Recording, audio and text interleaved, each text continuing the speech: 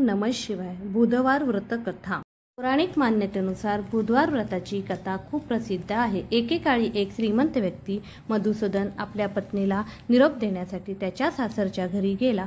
तो काही दिवस सासरच्या घरी राहिला आणि नंतर सासरच्यांचा निरोप देण्यास सांगितले.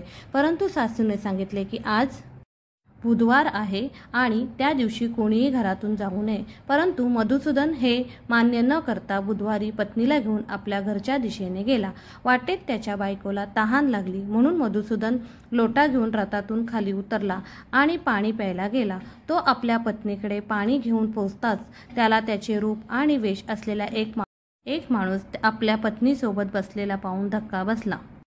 हे पाहून मधुसूदन संतापला आणि रागात म्हणाला, तू कोण आहेस जो माझ्या बायकोसोबत बसला आहेस?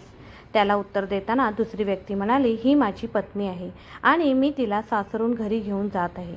त्यानंतर दोघांमध्ये भांडणं सुरू झाले. तेवढ्यातच राज्यातील काही सैनिक आले. त्यांनी लोटा असलेल्या व्यक्तीला पकडले. त्यांनी त्या बाईला विचारले, तू सांग तुझा खरा नवरा कोण आहे? बायको शांत राहिली, कारण दोघेही दिसायला अगदी सारखे होते. तिला समजले नाही की त्यापैकी तिचा खरा नवरा कोण आहे. मग हातात पाण्याचा लोटा असलेली व्यक्ती अव्यस्त झाली आणि म्हणाली, अरे देवा, ही लीला काय आहे? सत्याला खोटे म्हटले जात आहे.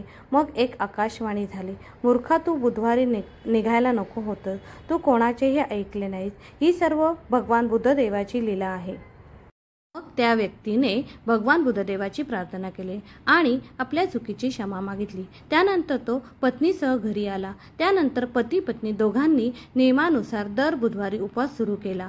असे मानले जाते की ही कथा वाचणाऱ्या आणि ऐकणाऱ्या व्यक्तीला बुधवारी प्रवास केल्यास दोष लागत नाही, त्यांना देखील सुख प्राप्त होते.